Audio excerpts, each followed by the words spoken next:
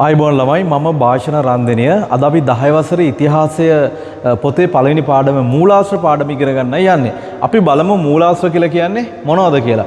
ඇත්තටම මූලාශ්‍ර කියලා කෙටියෙන්ම කියනවා නම් අපිට ඉතිහාසය ගොඩනගා ගන්නකොට ඉතිහාස කතාව හදා ගන්නකොට අපිට තොරතුරු සපයා දෙන හැම දෙයකම පුතේ අපි මූලාශ්‍ර කියලා කියනවා. අපි මේක නිර්වචනය කරනවා නම් යම් යම් ශාස්ත්‍ර අධ්‍යයනය කිරීමේදී ඒ සඳහා තොරතුරු සපයා දෙන මාධ්‍ය අපි කියනවා මූලාශ්‍ර කියලා. උදාහරණයක් විදිහට ගත්තොත් මම ඔයාලගේ අතට ෆෝන් එකක් දෙනවා. දීලා ඉන්ටර්නෙට් තියෙන ෆෝන් එකක් දීලා මම කියනවා රයිට් මට මෙන්න මේ රටේ ජනාධිපති කවුද කියලා කියන්නේ කියලා. ඔයාලා Google එකට ගිහලා සර්ච් කරලා කියනවා. එහෙනම් ඔයගොල්ලන්ට තොරතුරු සපයා දෙන මාධ්‍ය තමයි Google එක. ඒක හරහානේ තොරතුරු දෙන්නේ. ඒ වගේ තමයි පුතේ. ඉතිහාසය ගොඩනගා ගන්නකොට අපිට බොහෝ දේවල් වලින් තොරතුරු දෙනවා. පොත්පත්, සෙල්ලිපි, පැරණි කාසි, නටබුන්, චිත්‍ර, මූර්ති මේ හැම දෙයින්ම අපිට ඉතිහාසයට අදාළ තොරතුරු ලබා දෙනවා. එහෙමනම් අපිට තොරතුරු ලබා දෙන සියලු දේට අපි කියනවා පුතේ මූලාශ්‍ර කියලා. එහෙනම් මගේ ටියුට් එකේ ඇති ඒක හයිලයිට් කරගන්න යම් යම් ශාස්ත්‍ර අධ්‍යයනය කිරීමේදී තොරතුරු සපයා දෙන මාධ්‍යයට අපි කියනවා මූලාශ්‍ර කියලා. ටියුට් එක නැති දරුවෝ පහත සඳහන් වෙන WhatsApp අංකයට ඔයාගේ නමයි, පාසලේ නමයි, ලිපිණයයි SMS එකක් දාන්න අපි නොමිලේ ඔයගොල්ලන්ට ටියුට් එක ලබා දෙනවා. එතකොට ටියුට් එකත් අතේ තියාගෙන තව පාරක් මේ පාඩම ඔයාලට පුරුදු වෙන්න පුළුවන්. හරි. එහෙනම් මූලාශ්‍ර පාඩමේ අපි ඉස්සරහට යමු. දැන් මූලාශ්‍ර කිව්වහම පුතේ හැම දෙයක්ම අයිති වෙනවනේ. ඉතින් අපිට මේ හැම දෙයක්ම අපි ලස්සන්ට වර්ග කරලා බෙදලා අපි ඉගෙන ගන්න පුළුවන්. මේ මූලාශ්‍ර පුතේ ප්‍රධාන වශයෙන් කොටස් දෙකකට බෙදෙනවා. මූලාශ්‍ර ප්‍රධාන වශයෙන් කොටස් දෙකකට බෙදෙනවා. සාහිත්‍ය මූලාශ්‍ර, සාහිත්‍ය මූලාශ්‍ර, පුරාවිද්‍යාත්මක මූලාශ්‍ර කියලා පුතේ දෙකකට බෙදෙනවා. සාහිත්‍ය මූලාශ්‍ර, පුරාවිද්‍යාත්මක මූලාශ්‍ර. මොනවද මේ සාහිත්‍ය මූලාශ්‍ර කියලා කියන්නේ? ඇත්තටම සාහිත්‍ය මූලාශ්‍ර කියලා කියන්නේ පුතේ ලිඛිත මූලාශ්‍ර, ලේඛනගත මූලාශ්‍ර. එහෙම නැත්නම් පොත්පත් වලට අපි කියනවා සාහිත්‍ය මූලාශ්‍ර. ඒතර පුරාවිද්‍යාත්මක මූලාශ්‍ර, පුරාවිද්‍යාත්මක මූලාශ්‍ර කියලා කියන්නේ අභිලේඛන, සෙල්ලිපි, කාසි, නටබුන්, චිත්‍ර, මූර්ති මේ හැම දෙයකම පුතේ අපි කියනවා පුරාවිද්‍යාත්මක මූලාශ්‍ර කියලා. එහෙනම් ප්‍රධාන කොටස් දෙකයි මූලාශ්‍ර, සාහිත්‍ය මූලාශ්‍ර, පුරාවිද්‍යාත්මක මූලාශ්‍ර. රයිට්. අපි දැන් සාහිත්‍ය මූලාශ්‍ර ගැන පොඩ්ඩක් ඉගෙන ගන්න යන්. පුතේ සාහිත්‍ය මූලාශ්‍රත් අපි කොටස් දෙකකට බෙදනවා ලේසි වෙන්න. මොකද්ද දෙක? සාහිත්‍ය මූලාශ්‍ර කොටස් දෙකකට බෙදනවා. දේශීය සාහිත්‍ය මූලාශ්‍ර, විදේශීය සාහිත්‍ය මූලාශ්‍ර. දේශීය කියලා කියන්නේ පුතේ ලංකාව ගැන ලංකාවේ අය ලියපු තොරතුරු වලට අපි කියනවා දේශීය සාහිත්‍ය මූලාශ්‍ර. ඒ වගේම පුතේ විදේශිකිනුත් අපේ රට ගැන ලිව්වා. අපි ඒවට කියනවා විදේශීය සාහිත්‍ය මූලාශ්‍ර. අපි මෙන්න මේ දේවල් තමයි වෙන වෙනම දැන් ඉගෙන ගන්න යන්නේ. අපි මුලින්ම ඉගෙන ගමු දේශීය සාහිත්‍ය මූලාශ්‍ර කියන්නේ මොනවද කියලා. පුතේ දේශීය සාහිත්‍ය මූලාශ්‍ර ගැන කතා කරනකොට ලෝකේ අන් කවර ජාතිකකවත් නැති අපිට ආඩම්බරයෙන් කියන්න පුළුවන් සාහිත්‍යයක් අපි ගාව තියෙනවා. විශේෂයෙන්ම වංශ කතා. වංශ කතා කියලා කියන්නේ අපේ ඉතිහාසයේ මුල ඉඳන් ලියවෙන විශේෂිත කෘතියකට වංශ කතාව. අදටත් ලියවෙනවා. විශේෂයෙන්ම ගත්තොත් මහා වංශය. ඉතින් අපේ රටේ පැරණිතම වංශ කතාව තමයි පුතේ දීප වංශය. ඔයාලා අහලා ඇති දීප වංශය කියලා. දීප වංශය සහ මහා වංශය පුතේ මුලින්ම ලියවෙන්නේ පුස්කොළ පොත්වල. ඔයාලා දැකලා ඇති සමහර පුස්කොළ පොත්. සමහර දරුවෝ දැකලත් නැතුව ඇති. මම පුස්කොළ පොතක් පෙන්නන්නම්. මෙන්න මෙහෙම තමයි පුතේ පුස්කොළ පොතක් එන්නේ මේ විදිහට. තල් පත්වල තමයි මේවා ලියලා තියෙන්නේ. හරිම ලස්සනයි අකුරු එහෙමත්. විශේෂයෙන්ම පුස්කොළ පොත්වල ලියවිච්ච දේවල් තමයි මම හිතන්නේ දරුවන්ට පේනවා ඇති. මම ටිකක් කැමරාවට ලං කරලා පෙන්නන්නම්. ඒ අකුරු එහෙම මෙන්න මෙහෙම තමයි තියෙන්නේ. මෙතින් බලන්න කොච්චර ලස්සනයිද කියලා. මේ වගේ පුතේ තියෙන විශේෂයෙන්ම පුස්කොළ පොතේ ඖෂධ පිළිබඳව සඳහන් වෙනවා. වංශ කතා, විවිධ සාහිත්‍ය නිර්මාණ ආදිය මේ පුස්කොළ පොත්වල සඳහන් වෙනවා. එහෙනම් දීප වංශයේ පුතේ මුලින්ම ලියවෙන්නේ පුස්කොළ පොතක. මේ දීප වංශය ලියවෙන්නේ ක්‍රිස්තු වර්ෂ 4-5 සියවස්වල. මොන සියවස්වලද? 4-5 සියවස්වල. කතුවරයා පුතේ අවිනිශ්චිතයි කියලා අපි කියනවා. ඒකට හේතුව තමයි මේ කතුවරේ පිළිබඳ සඳහන් වෙන්නේ නැහැ. මේ තියෙන දීප වංශයේ මුද්‍රණය වුණාට පස්සේ පොතක් ඉදිරියට මුද්‍රණය වුණාට පස්සේ මේ විදිහට අපිට අරන් කියවන්න පුළුවන් දීප වංශය. මේ කතුවරේ අවිනිශ්චිතයි ක්‍රිස්තු වර්ෂ 4-5 සියවස්වල ලියවෙනවා. පුතේ මේක ලියවෙන්නේ අනුරාධපුර යුගයේ. මොන යුගයේද? අනුරාධපුර යුගයේ. ලංකාවේ දීර්ඝතම රාජධානිය. අවුරුදු 1400කට ආසන්න කාල ප්‍රමාණයක් පැවතුණා. අනුරාධපුර යුගයේ ලියවෙනවා. ඒ වගේම තමයි පුතේ මේ දීප වංශය ලියවිලා තියෙන්නේ pāli භාෂාවෙන්. මොන භාෂාවෙන්ද? pāli භාෂාවෙන්. ඒ වගේම තමයි බුදුන් වහන්සේගේ ලංකා ගමනේ සිට මහසෙන් රාජකාල අවසානයේ දක්වා මෙහි තොරතුරු අන්තර්ගත වෙනවා. ඉතින් දීපවංශය ගත්තාම ඒ විදිහට අපිට ඔයාලට අදාළ සිලබස් එකට අදාළ කොටස් ටික මම කියා දුන්නා. මේ ටික හොඳට මතක තියාගන්න දීපවංශය ගැන. ඊළඟට පුතේ මේ දීපවංශයේ පුංචි දුර්වලතා තිබ්බා. ඒ කියන්නේ පුනරුත්ත දෝෂ කියලා අපි කියනවා. ඒ කියන්නේ එකම කරුණ නැවත නැවත අවස්ථා කීපයක සඳහන් වෙනවා. අපි ඒකට කියනවා පුනරුත්ත දෝෂ. ඒ වගේම පුතේ කෙටියෙන් තියෙන්න ඕනේ දේවල් ඉතා විස්තර කරලා ඉදිරිපත් කරලා තිබ්බා. විස්තර කරන්න ඕන දේවල් ඉතාම කෙටියෙන් තිබුණා. මෙන්න මේ දෝෂ මගහැරලා නැවතත් ලියන වංශ කතාවක් අපේ ශ්‍රේෂ්ඨතම වංශ කතාව තමයි පුතේ මහා වංශය. මහා වංශයත් මුලින්ම ලියවෙන්නේ පුස්කොළ පොතක. අපි බලමු මහා වංශය ගැන තොරතුරු ටිකක්. මහා වංශය ලියන්නේ පුතේ කතුවරයෙක් ඉන්නවා. දික්සඳ සෙනවියා පිරිවෙනේ වැඩ වාසය කරන ලද තේරවාදී බෞද්ධ භික්ෂුවක් වූ මහානාම හිමියන් විසින් තමයි පුතේ මහා වංශය ලියවෙන්නේ. දික්සඳ සෙනවියා පිරිවෙනේ තමයි වැඩ වාසය කළේ. තේරවාදී බෞද්ධ භික්ෂුවක් වූ මහානාම හාමුදුරුවෝ තමයි පුතේ මහා වංශය ලියන්නේ. මේක ලියවෙන්නේ අනුරාධපුර යුගයේ 5-6 සියවස්වල. දීපවංශයේ 4-5 සියවස්වල මේක 5-6 සියවස්වල මහා වංශය ලියවෙනවා.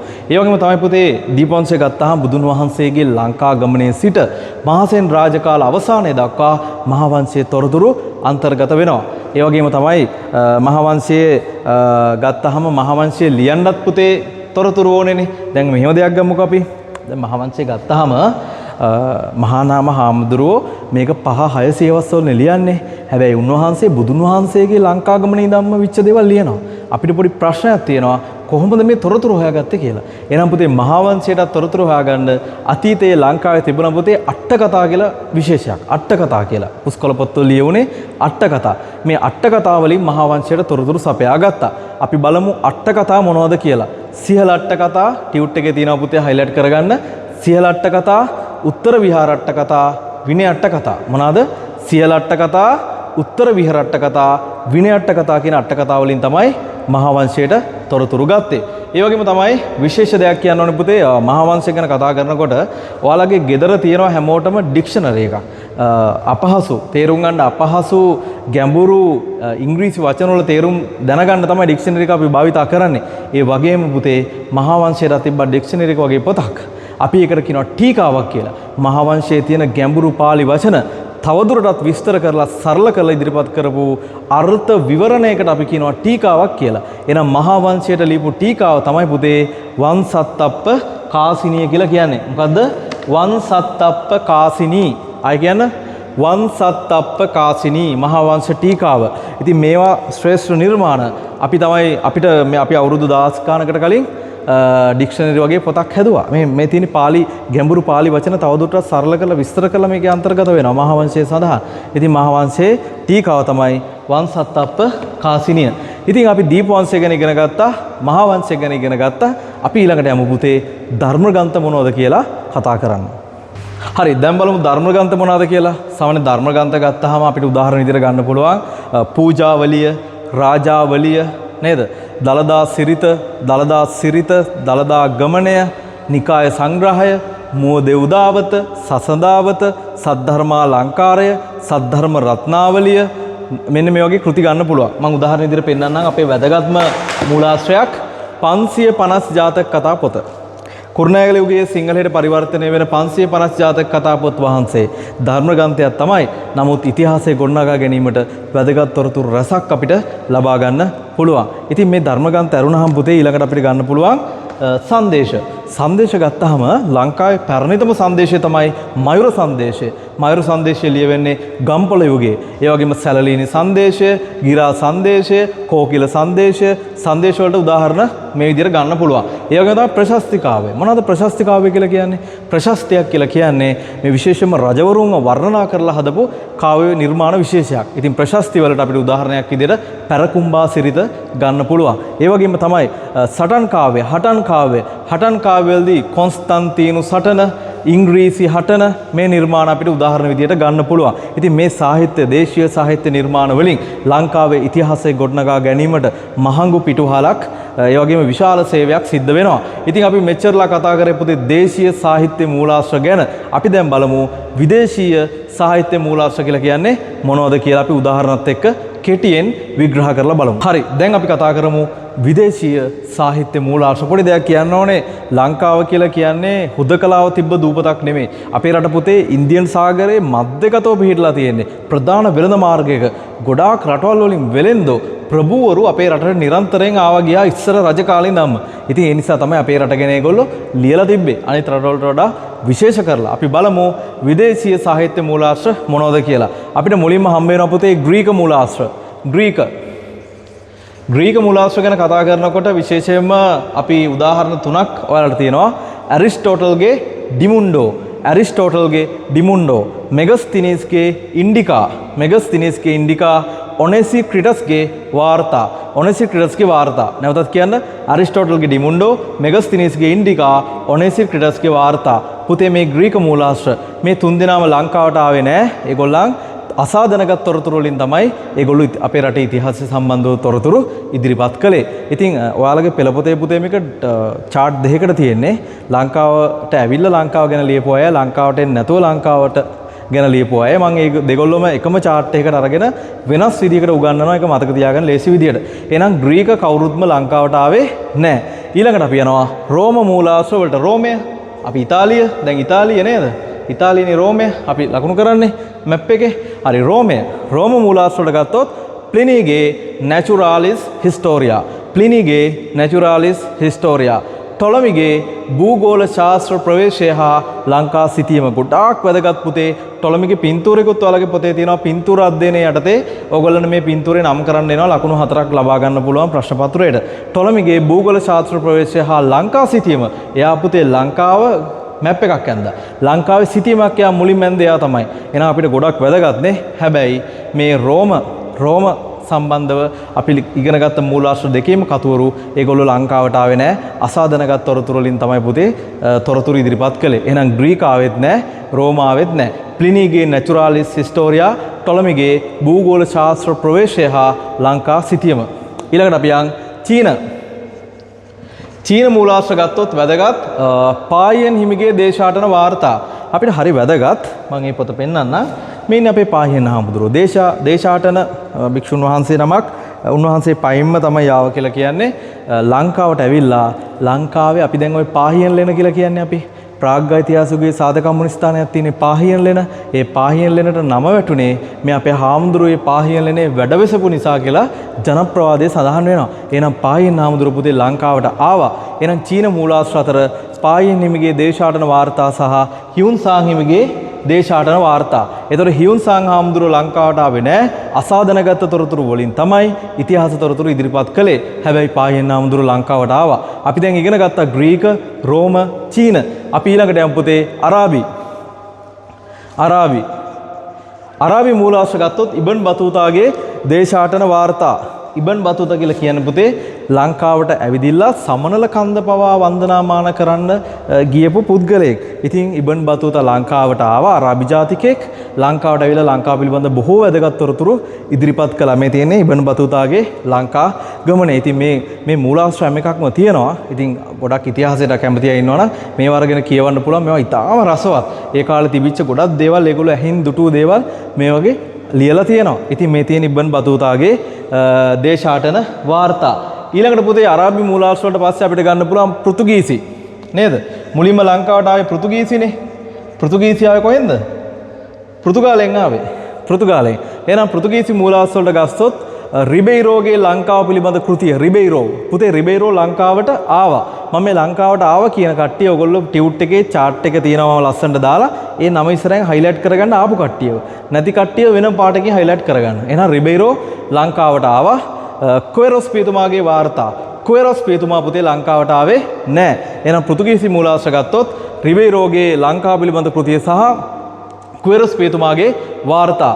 ඊළඟට අපි ගමු ඕලන්ද කියන්නේ පුතේ ලන්දේසීන්ගේ මව් රට ඕලන්දය.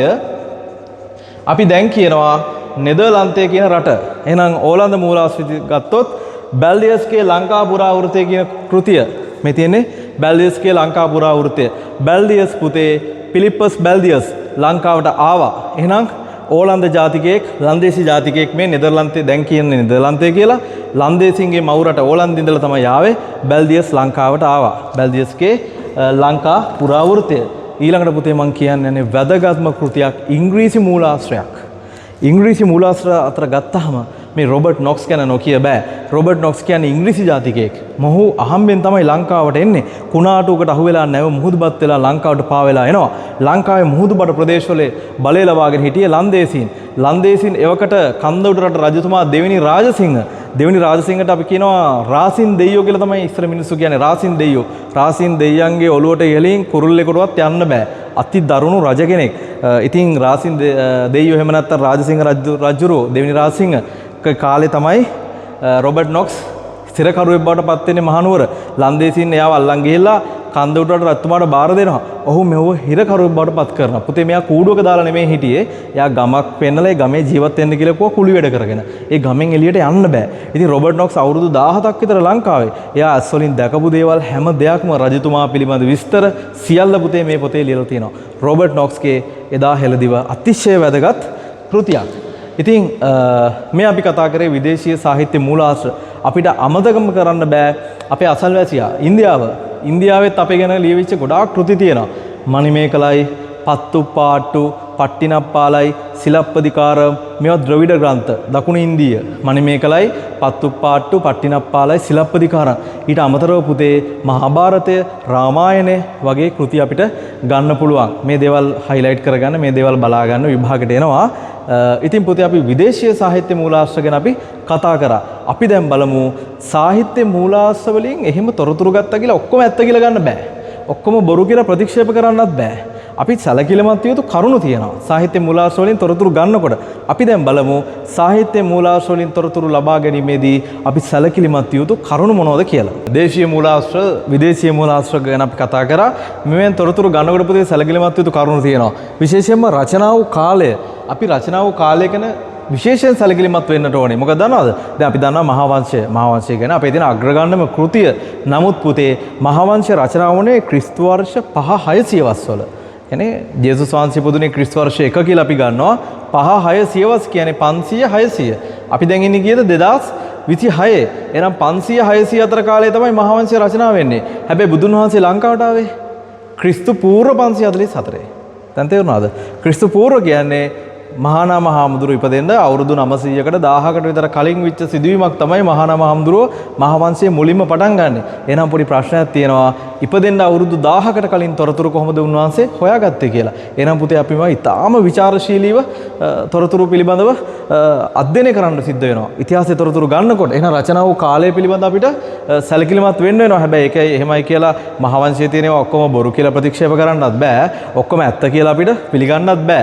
ඒක හරියම විචාර භුක්තියෙන් විමසා බලලා තොරතුරු ගන්න ඕන දෙයක්. ඒ වගේම තමයි රචනා වූ කාලය ඊළඟට කතුවරයා කවුද කියන එක. කතුවරයා කවුද සහ දෘෂ්ටි කෝණය මොකක්ද කියන එක වැදගත් වෙනවා. මේක මම මෙන්න මෙහෙම පැහැදිලි කරන්නම්. හිතන්න මම පොතක් ලියනවා. මම කලින් හිටපු ජනාධිපතිවරයාට ගොඩක් කැමතියි කියලා හිතන්නකෝ. කැමති නෑ. නිකන් හිතන්න කැමති. එතකොට මම ලියන්නේ ආර්ථිකය සම්බන්ධව පොතක්.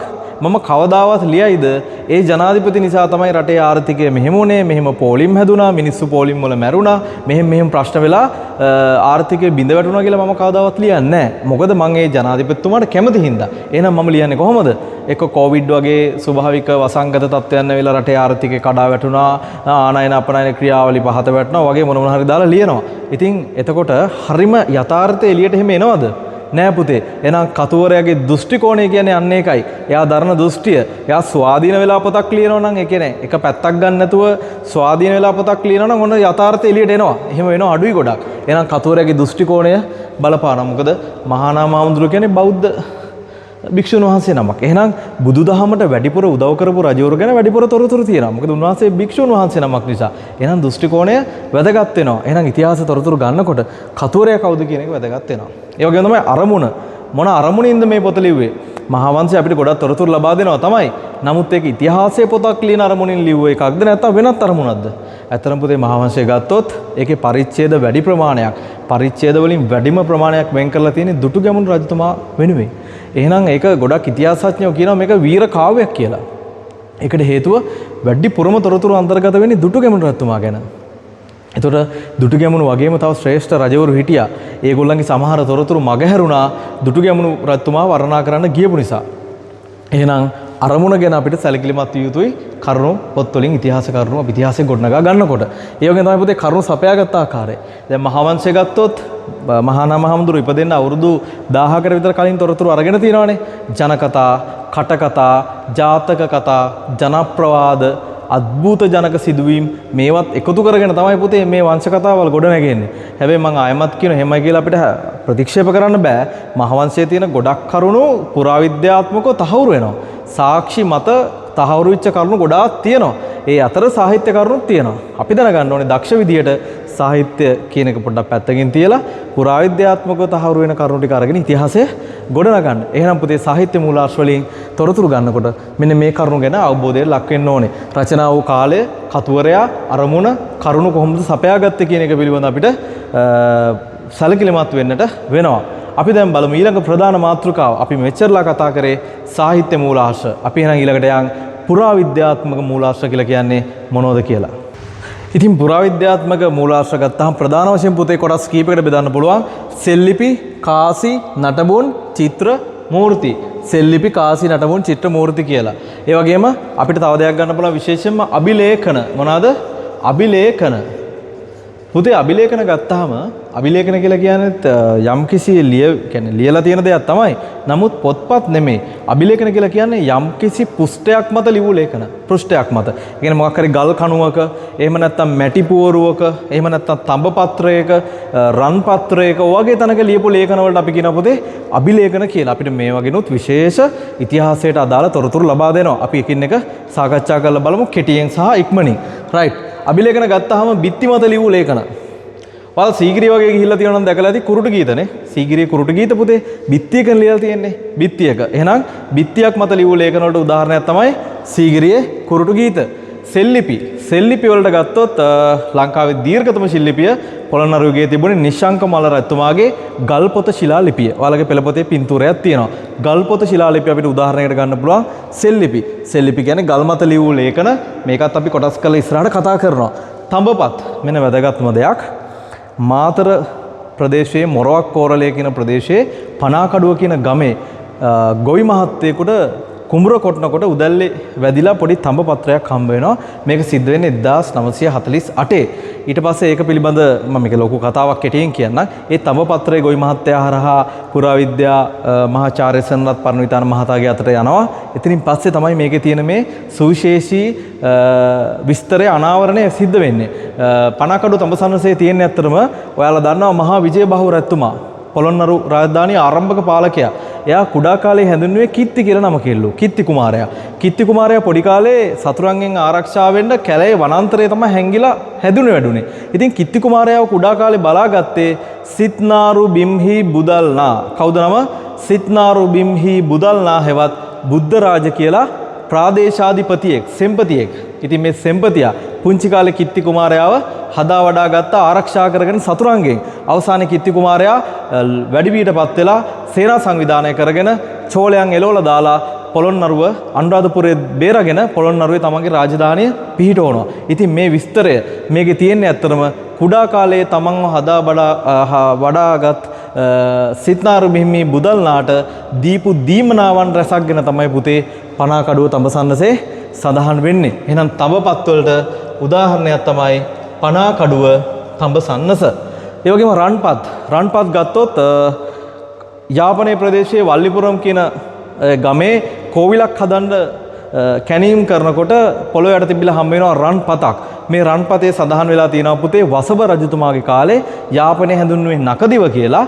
මේ යාපනයේ ප්‍රදේශයේ ඉසගිරි එහෙම නැත්නම් ඍෂිගිරි කියලා ඇමතිවරයෙක් විසින් පාලනය කළා කියලා තමයි සඳහන් වෙන්නේ වසභ රජතුමාගේ කාලේ. ඉතින් අපිට එකෙන් ගන්න පුළුවන් දෙයක් තමයි වසභ රජතුමාගේ බලය මුළු ලංකාවම ව්‍යාප්ත වෙලා තිබ්බා. යාපනයේ ප්‍රදේශයේ පවා. ඒ විතරක් නෙමෙයි රට පාලනය කරන්න ලේසි වෙන්න එතුමා රට බෙදලා පාලනය කළා. ඒ කියන්නේ ඉසගිරි ඇමති යාපනය පාලනය කරේ රජතුමා ඉන්නකොට ඒ විදිහට ඇමතිවරුන්ට බෙදලා දෙන්නේ නැති නේද? ඉතින් එහෙනම් රන්පත් වලට උදාහරණයක් තමයි වල්ලිපුරම් රන්පත වල්ලිපුරම්. ඊළඟට දැව ගත්තොත් ඔයාලා ගිහිල්ලා ඇති අනුරාධ මහනුවරට කිට්ටුව තියෙනවා ඇම්බැක්ක දේවාලය. මේ ඇම්බැක්ක දේවාලය පුතේ දැව කණු මත ලියූ ලේඛන විශේෂයක් දකින්න පුළුවන්. මේවට මේ දැව වලට උදාහරණයක් විදිහට අපිට ඇම්බැක්ක දේවාලය ගන්න පුළුවන්. ඊළඟට මැටි පෝරු සහ මැටි භාජන විශේෂයෙන්ම ඉබ්බන්කටුව මහශිලා සුසානයේ තියෙන ආසන්නයේත් මැටි භාජන වල යම්කිසි අක්ෂර වාගයක් සඳහන් වෙලා තියෙනවා. ඉතින් මේ දේවලුත් ගන්න පුළුවන්. මේවා තමයි පුතේ අභිලේඛන කියන ගණයට අයිති වෙන්නේ. මම උදාහරණත් එක්ක කිව්වා. ඔයාලා ටියුට් එකේ අදාළ කොටස් highlight කරගෙන ඒ ටික හොඳට බලා ගන්න. ඊළඟට අපි යමු අභිලේඛන වලින් පස්සේ අපි සෙල්ලිපි කියන්නේ මොනවද කියලා අපි පොඩි කෙටියෙන් විග්‍රහයක් කරලා අපි බලමු. අපි බලමු සෙල්ලිපිත් කොටස් කීපයකට බෙදනවා පුතේ. සෙල්ලිපි කියන්නේ ගල් මත ලියූ ලේඛනනේ, ශිලා මත ලියූ ලේඛනනේ. සෙල්ලිපිත් වර්ග කීපයක් තියෙනවා. මුලින්ම ලෙන් ලිපි. ලෙන් ලිපි කියලා කියන්නේ ඔයාලා දැකලා ඇති මේ ගල් ගුහා තියෙනවා. ගල් ගුහා භික්ෂුන් වහන්සේලාට වැඩ වාසය කරන්නනේ සුද්ධ පවිත්‍ර කරලා හදලා දෙන්නේ. මේ සුද්ධ පවිත්‍ර කරලා ඉවර වෙලා ඔයාලා දන්නවා වර්ෂාවක් ආවොත් ගල දිගේ ඇතුළට වතුර එන්න පුළුවන්. අර උඩට වහිනකොට ගල දිගේ මෙහෙම ගල් ගුහා ඇතුළට වතුර එනවා. ඒක වළක්වන්න පුතේ කටාරම් කොටනවා කියලා එකක් කරනවා. අර ගල් ගුහාව ඉස්සරහින් මෙහෙම පොඩි ගලේ කාණුවක් කොටනවා. ඒතකොට ඇතුළට වතුර එන්නේ ඒක මැනේජ් කරගන්න පුළුවන්. ඒ කටාරම අසලින් කොටන ලද ශිලා ලිපියට අපි කියනවා ලෙන් ලිපි කියලා. ලෙන් ලිපි තමයි ගොඩාක්ම දකින්න තියෙන්නේ. ගල් ගුහා හැම ගල් ගුහාවකම වගේ ලෙන් ලිපියක් තියෙනවම තමයි. කටාරමක් තියෙනවම තමයි. පුළුවන් වුණොත් මම එඩිට් එකේදී පින්තූරයක් දාන්න. ඊළඟට බලමු ලෙන් ලිපි වලට පස්සේ ගිරි ලිපි. ගිරි ලිපි කියන්නේ පුතේ අපි ඇවිදන් යන විශාල ගල් තලා තියෙන්නේ. ගල් කුළු ගල් කුලක් වෙන්න පුළුවන් නැත්නම් ඇවිදන් යන විශාල ගල් තලාවක් විශාල ගලක ලියවිලා තියෙන ලිපියකට අපි කියනවා ගිරි ලිපි කියලා. ඒ වගේම ටැම් ලිපි. ටැම් ලිපි කියන්නේ පුතේ අනුරාධපුර පොළොන්නරුව යනකොට ඔයාලා දැකලා ඇති ගල් කණු. ගල් කණු මිනිස් විසින් හදපු ගල් කණු.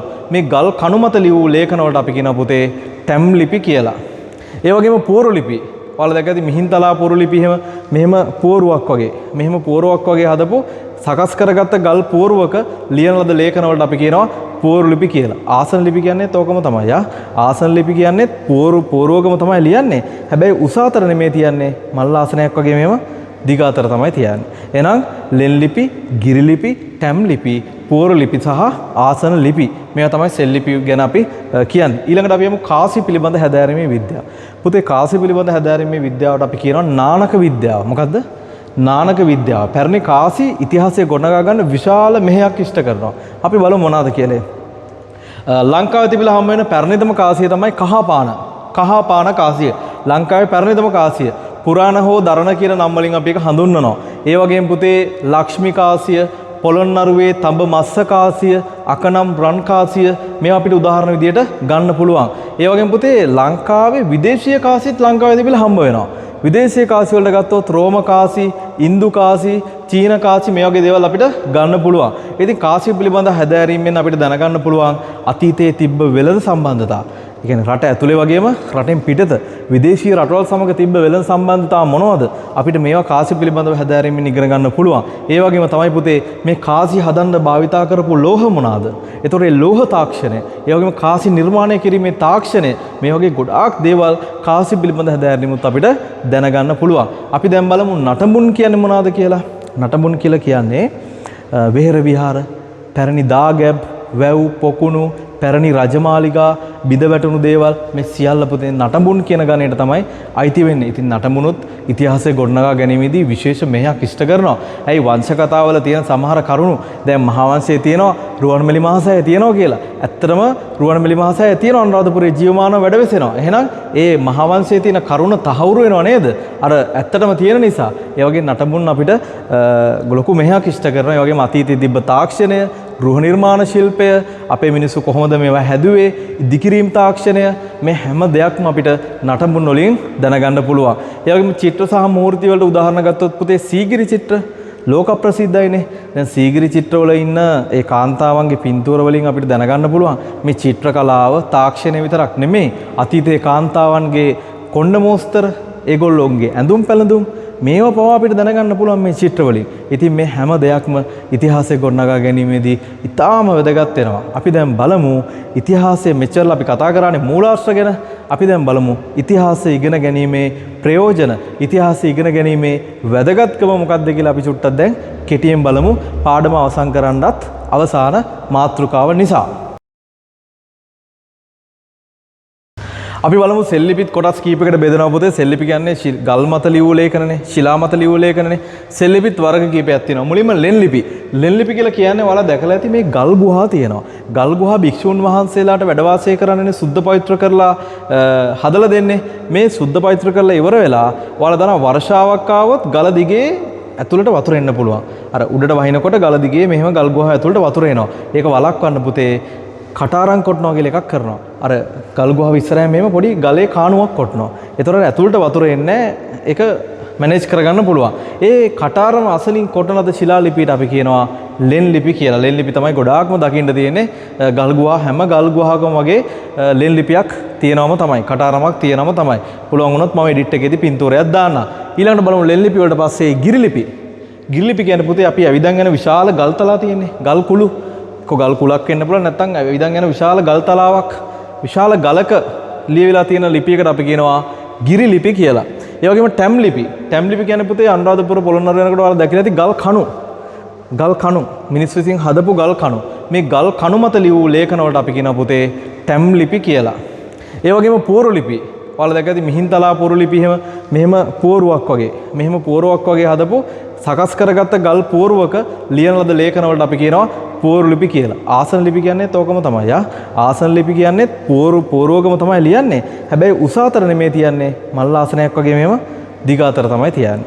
එහෙනම් ලෙන් ලිපි, ගිරි ලිපි, ටැම් ලිපි, පෝරු ලිපි සහ ආසන ලිපි. මේවා තමයි සෙල් ලිපි ගැන අපි කියන්නේ. ඊළඟට අපි යමු කාසි පිළිබඳ හැදෑරීමේ විද්‍යාව. පුතේ කාසි පිළිබඳ හැදෑරීමේ විද්‍යාවට අපි කියනවා නානක විද්‍යාව. මොකද්ද? නානක විද්‍යාව. පැරණි කාසි ඉතිහාසය ගොඩනගා ගන්න විශාල මෙහෙයක් ඉෂ්ට කරනවා. අපි බලමු මොනවද කියලා. ලංකාවේ තිබිලා හම්බ වෙන පැරණිතම කාසිය තමයි කහපාන. කහපාන කාසිය. ලංකාවේ පැරණිතම කාසිය. පුරාණ හෝ දරණ කියන නම් වලින් අපි ඒක හඳුන්වනවා. ඒ වගේම පුතේ ලක්ෂ්මී කාසිය, පොළොන්නරුවේ තඹ මස්ස කාසිය, අකනම් රන් කාසිය මේවා අපිට උදාහරණ විදියට ගන්න පුළුවන්. ඒ වගේම පුතේ ලංකාවේ විදේශීය කාසියත් ලංකාවේ තිබිලා හම්බ වෙනවා. විදේශීය කාසි වලට ගත්තොත් රෝම කාසි, ඉන්දු කාසි, චීන කාසි මේ වගේ දේවල් අපිට ගන්න පුළුවන්. ඉතින් කාසි පිළිබඳ හැදෑරීමෙන් අපිට දැනගන්න පුළුවන් අතීතයේ තිබ්බ වෙළඳ සම්බන්ධතා. ඒ කියන්නේ රට ඇතුලේ වගේම රටෙන් පිටත විදේශීය රටවල් සමග තිබ්බ වෙළඳ සම්බන්ධතා මොනවද? අපිට මේවා කාසි පිළිබඳව හැදෑරීමෙන් ඉගෙන ගන්න පුළුවන්. ඒ වගේම තමයි පුතේ මේ කාසි හදන්න භාවිතා කරපු ලෝහ මොනවාද? ඒතකොට ඒ ලෝහ තාක්ෂණය, ඒ වගේම කාසි නිර්මාණය කිරීමේ තාක්ෂණය මේ වගේ ගොඩාක් දේවල් කාසි පිළිබඳ හැදෑරීමුත් අපිට දැනගන්න පුළුවන්. අපි දැන් බලමු නටඹුන් කියන්නේ මොනවද කියලා. නටඹුන් කියලා කියන්නේ වෙහෙර විහාර, පැරණි දාගැබ්, වැව්, පොකුණු, පැරණි රජමාලිගා, බිඳ වැටුණු දේවල් මේ සියල්ල පුතේ නටඹුන් කියන ගණයට තමයි අයිති වෙන්නේ. ඉතින් නටඹුනුත් ඉතිහාසය ගොඩනගා ගැනීමේදී විශේෂ මෙහෙයක් ඉෂ්ට කරනවා.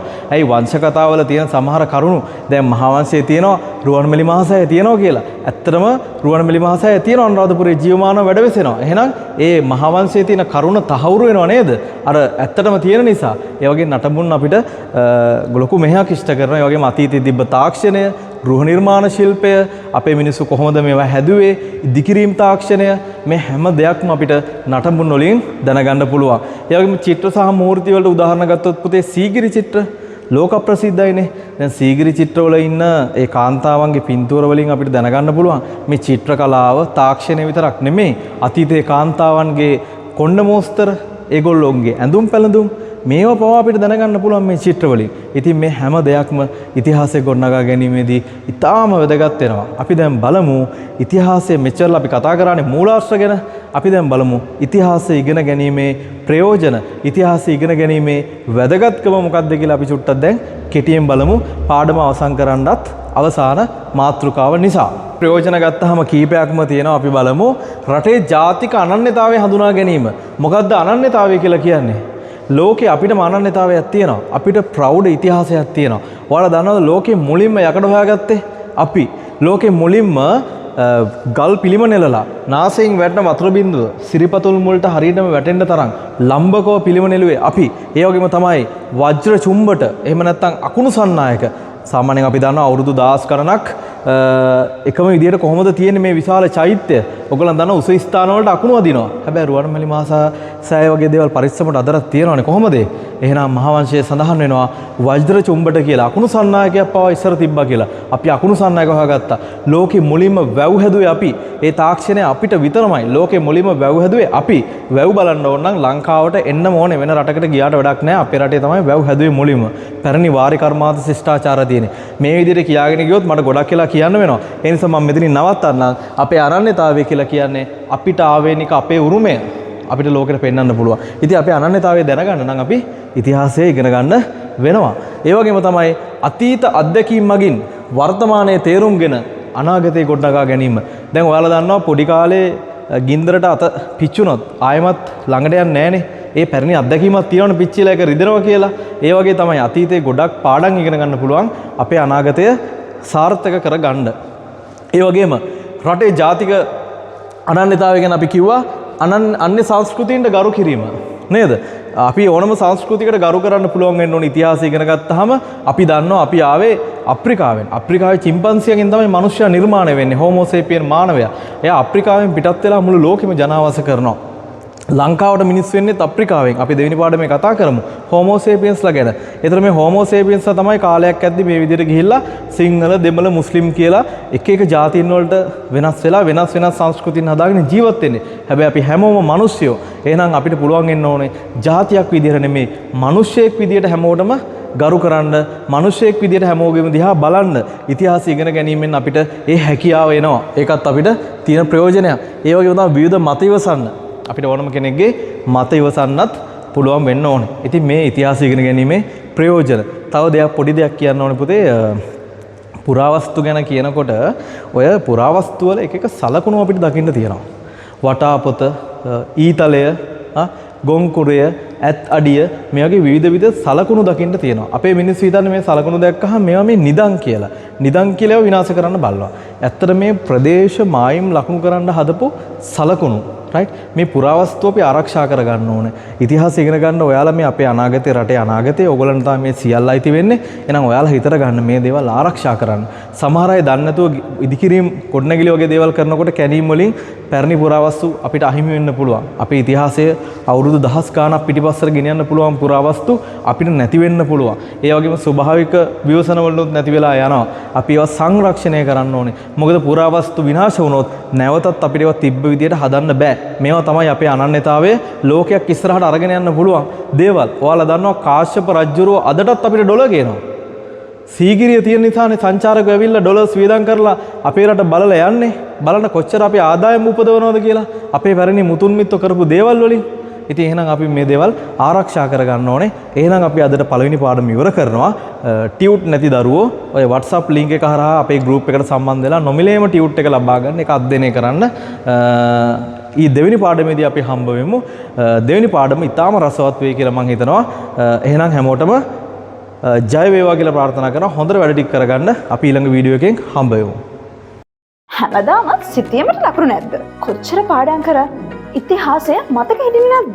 දැන් 6 වසරේ සිට උසස් පෙළ දක්වා ඉතිහාසය හදාරන ඔයාලට පින්තූර අධ්‍යයන, කෙටි ප්‍රශ්න පුහුණුව, රචනාමය ප්‍රශ්න පුහුණුව, ලංකා හා ලෝක සිතියම්, ශ්‍රී ලංකාවේ රජවරු, MCQ ප්‍රශ්න සඳහා විශේෂ පුහුණුව. මේ හැමදේම වෙනම පිළිවෙලට ඉගෙන ගන්න. පන්ති ආරම්භය AI ඉන්ස්ටිටියුට් මත්තේගොඩ කොට්ටාව. ඉතිහාසය, දේශක, භාෂණ රන්දිනිය විසින් මෙහෙවනු ලබයි. ඔන්ලයින් Zoom ඔස්සේ මුළු දිවයිනටම ඉතිහාසය අධ්‍යයන චාරිකා සමගින් චිත්‍රපටයක් විදිහට ඉතිහාසය කටපාඩම් නොකර මතක තියාගන්න. අපේ ඉතිහාස පන්තියට ඔයත් එන්න.